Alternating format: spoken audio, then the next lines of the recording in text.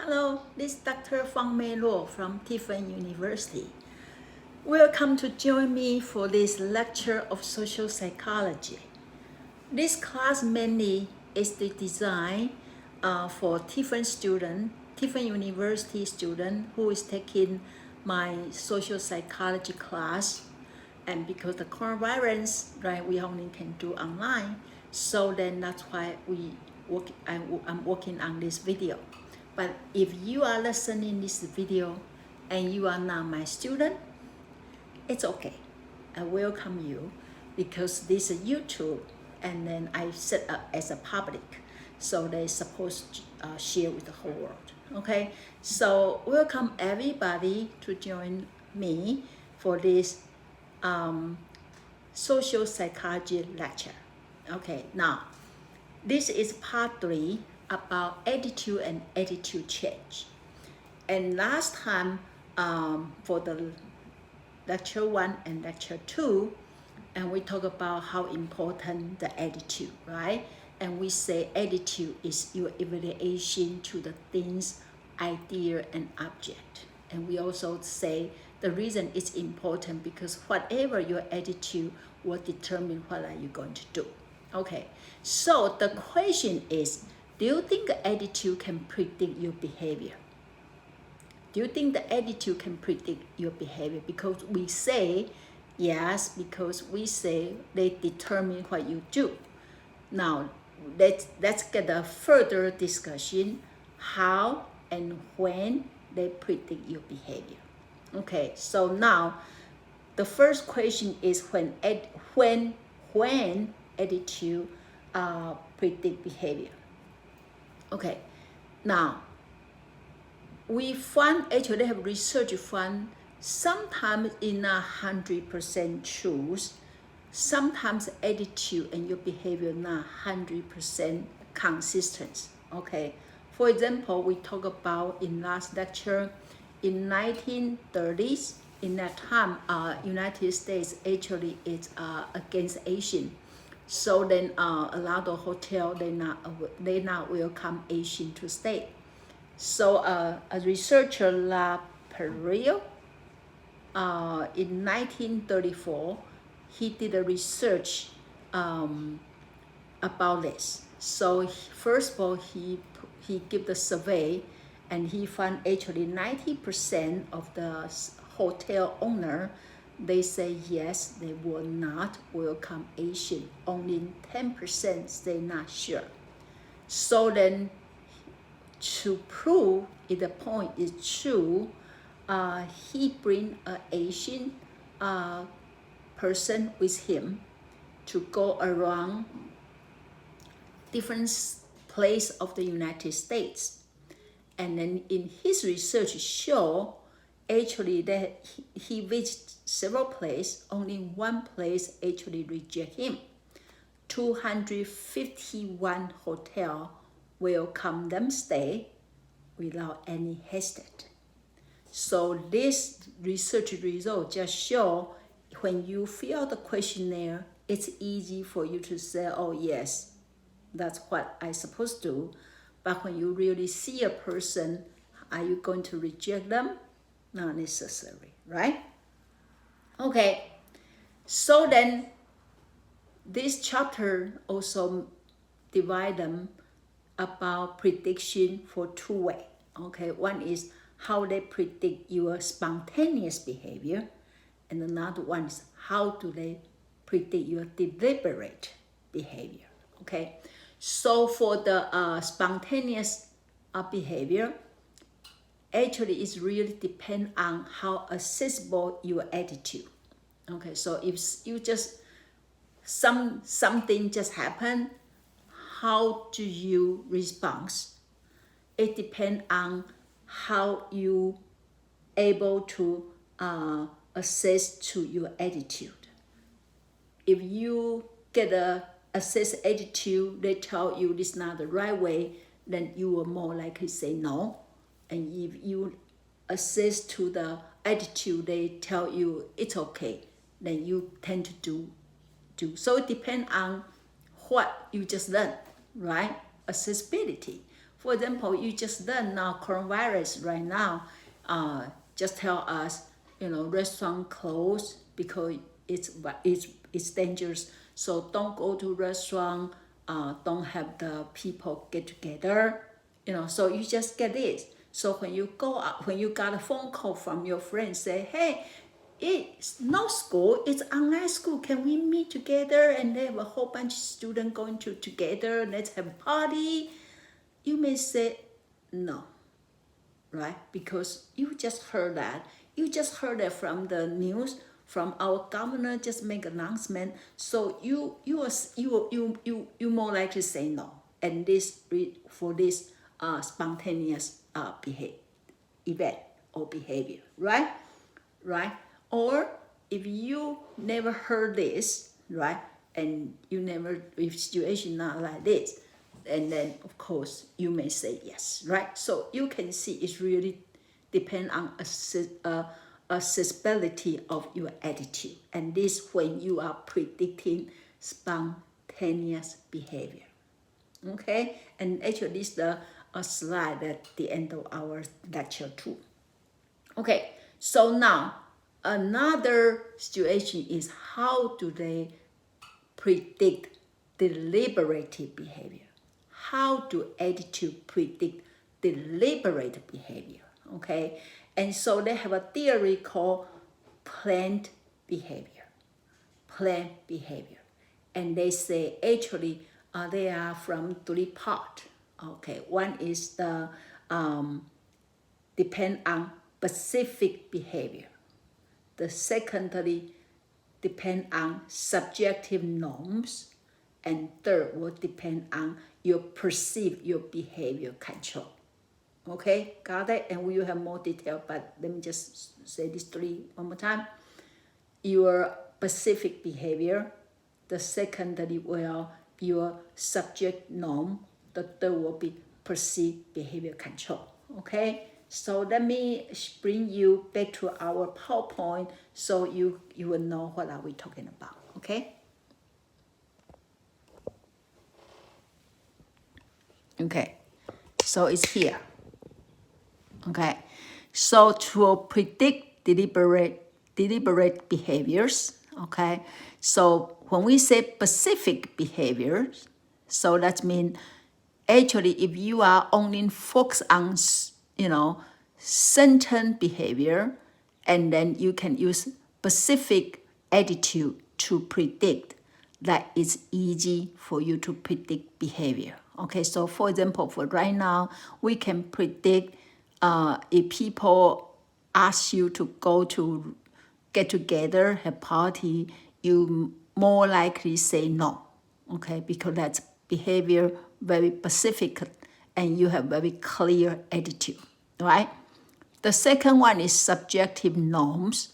That means when something happens, you more likely to think about for people you care, how are they going to view the behavior, right? If people you care, how do they going to view the behavior? For example, use drinking as an example.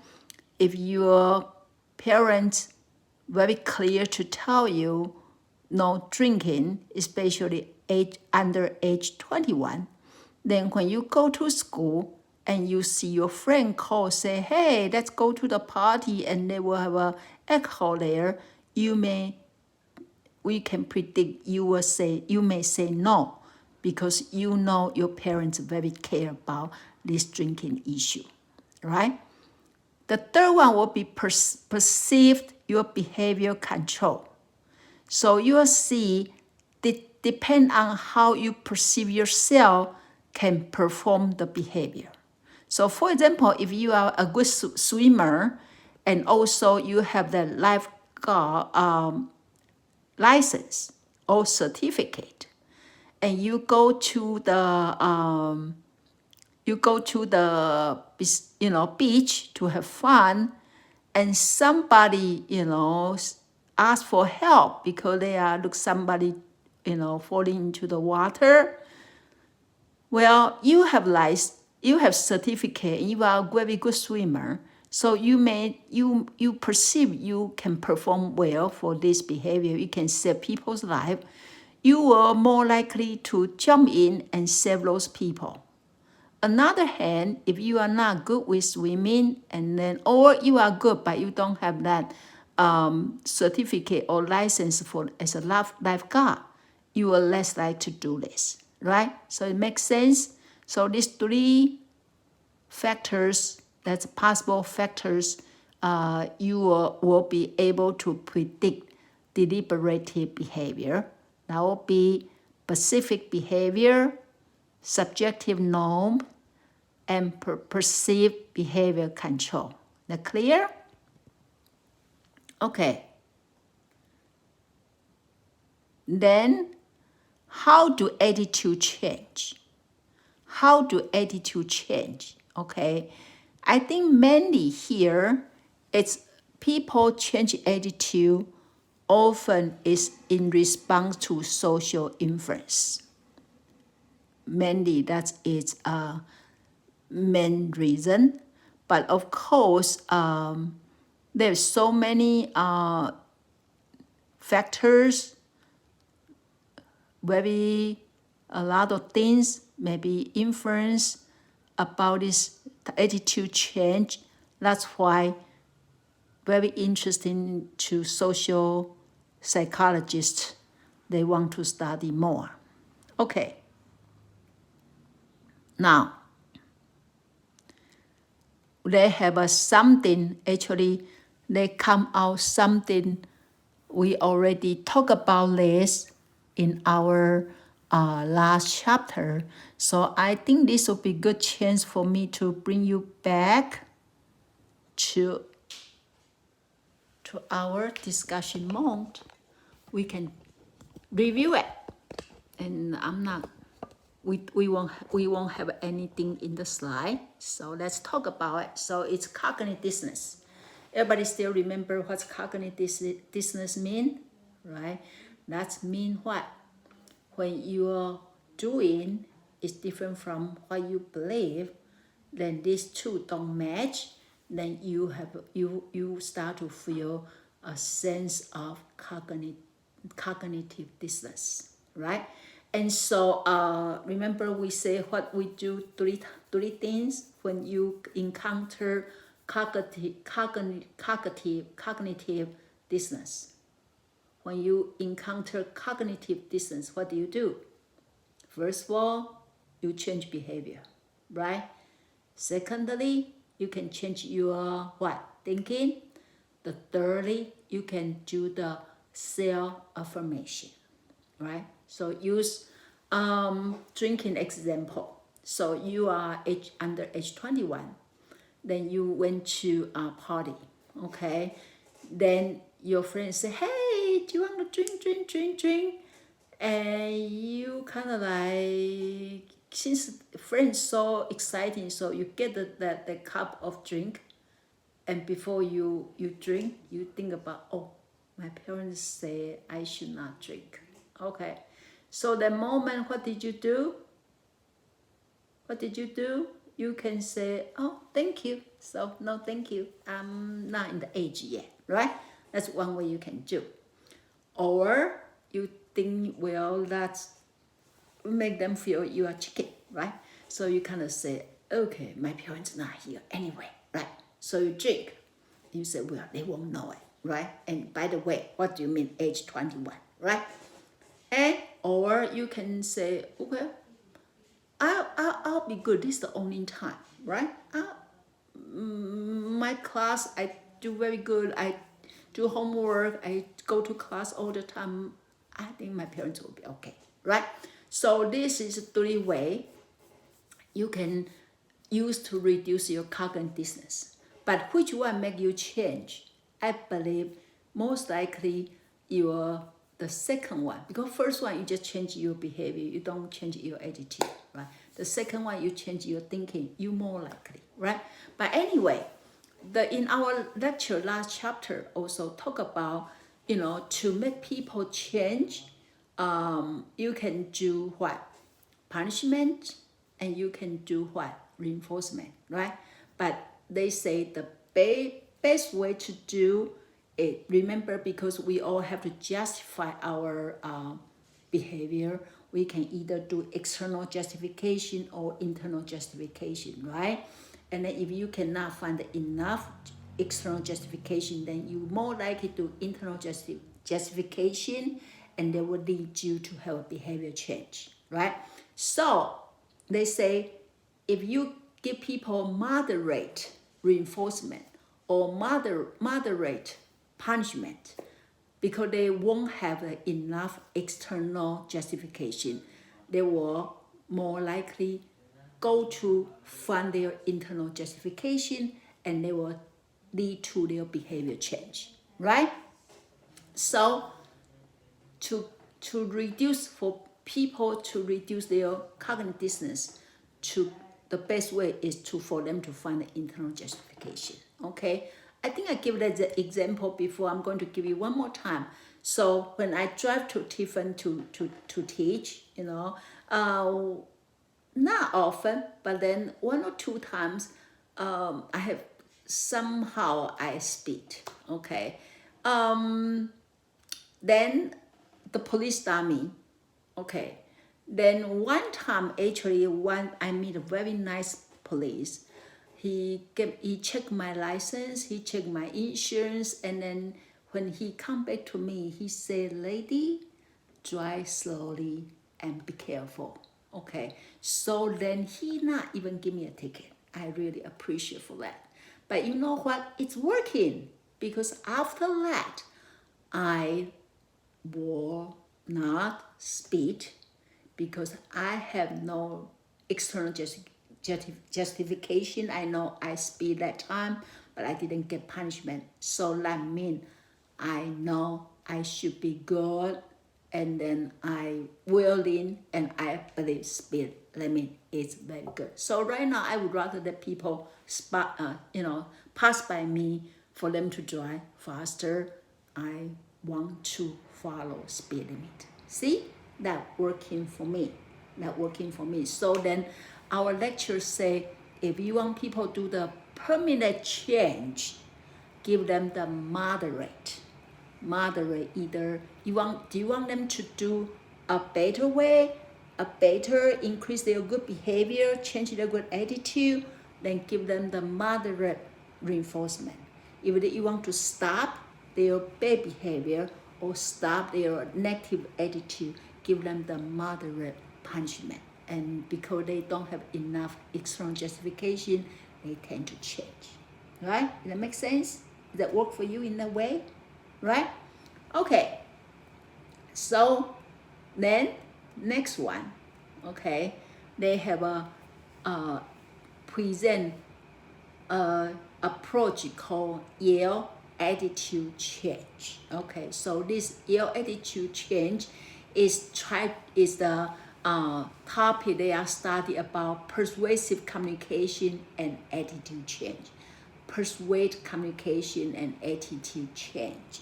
So they are go from different sides. They are talk about who were more likely to persuade people change attitude, and in what kind of message more likely to help people change message, right?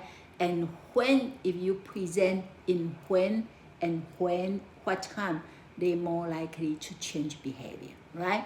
Okay, so let me bring you to the slide, and let's talk about it. Okay, so here, the first one, let's talk about who, the source of communication, right?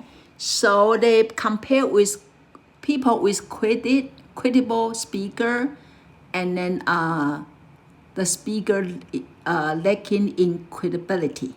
Okay, so you can see, compare these two, which one more likely to persuade you? I believe it's credible speakers, right? I believe with credible speakers, we more likely, they have a stronger ability to change people's mind, right?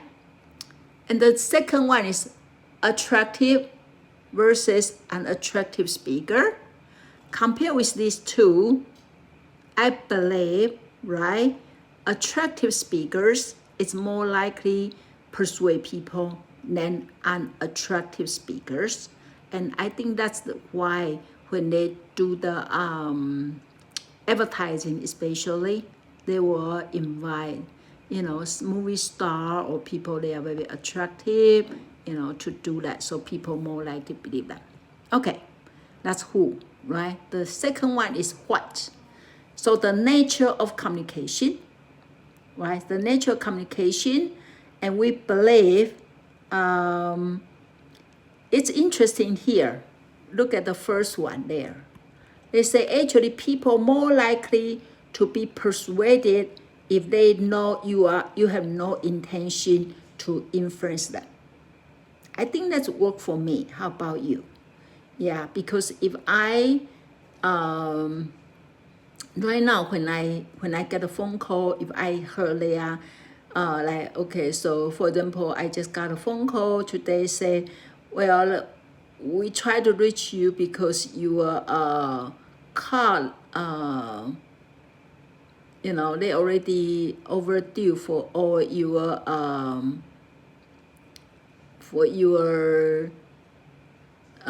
warranty, right? Then I hang on the phone because I hang up because I know they try to sell me something, right? But if my friend talk to me something and they say, oh, that one is so good, they're not trying to persuade me.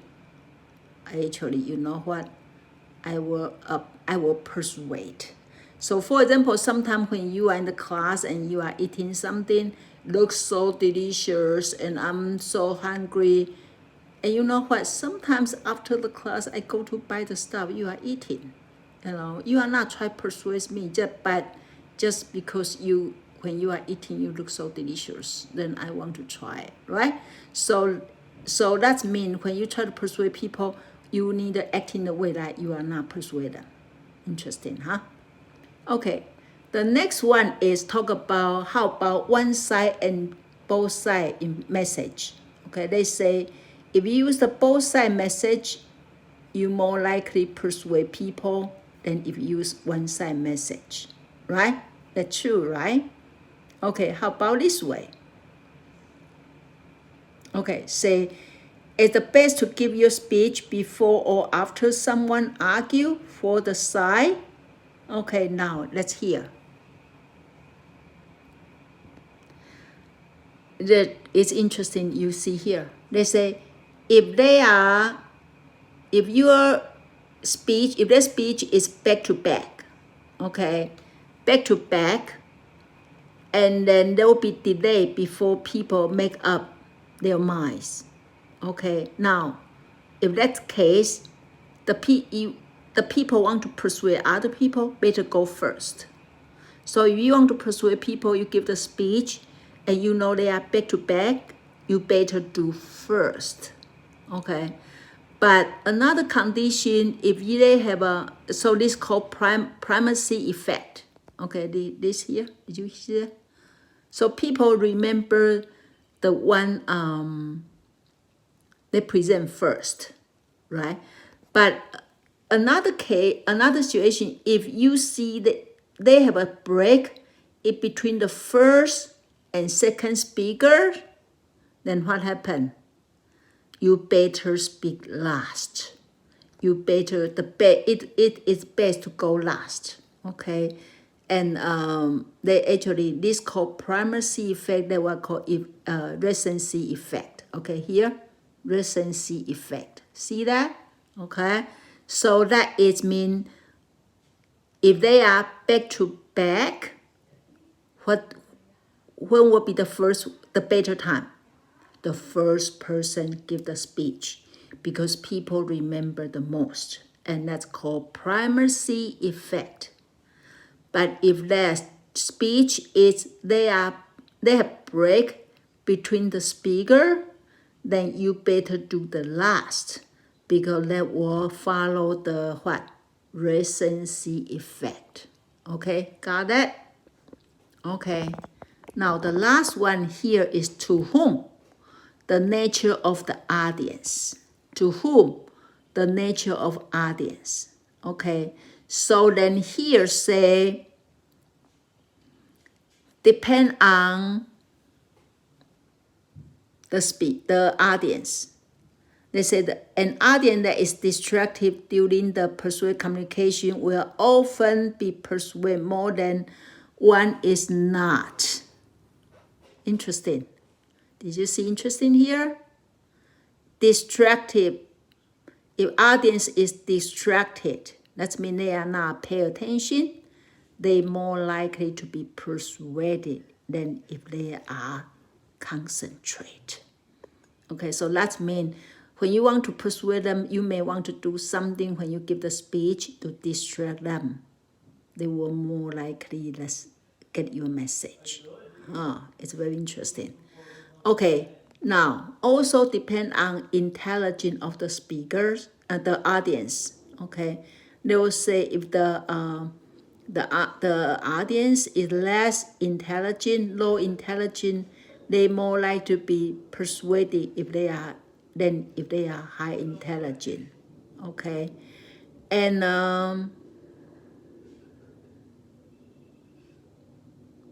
people are particularly susceptible to attitude change during the impressionable age. Okay, 18 to 25. Okay, and then if age older than 25, they will be more stable and they are more likely to resistant to change. That's very interesting. Okay, do you think that's true? Do you think that's true? Okay, so for this part lecture, then we give us some idea. So if you are the person working on trying to persuade other people, then that the one we just talked about, the Yale attitude change approach, will give you a good idea to who and what and who, right? Who and what and who, right? So when we say who, so reliable people and more attract people, ideally they are more likely to persuade people, right? And then for what, we will say, if you try to persuade people, try to not persuade people. Interesting. Not persuade people, more like to persuade people, right? And also they say if you get both sides of message, people more likely get persuaded than if you just get one side. And then also say if they are back to back, you better do first. That's called primary effect. Primary effect. If they are have break in between, then if you want to persuade people, you better do last, and that's called recency effect, right? And then to whom, so they are depend on the audience. Okay, so give them distracted. Okay, distract, so better when you listen to me, maybe you can walk around, you're more likely to get a message. That's what they say, right? And then also say people like lower intelligence, they more like be persuaded than high intelligence. And then also say the age between 18 to 25, they are more vulnerable to persuade than the people older. Okay, so I think I'm going to stop here for this lecture. I try to stay the lecture around like 30 minutes, and looks like this one is almost 30 minutes. Okay, so hopefully you find this lecture is helpful, and then I will see you next time, and please stay safe and stay healthy. Okay, I see you next time. Bye bye.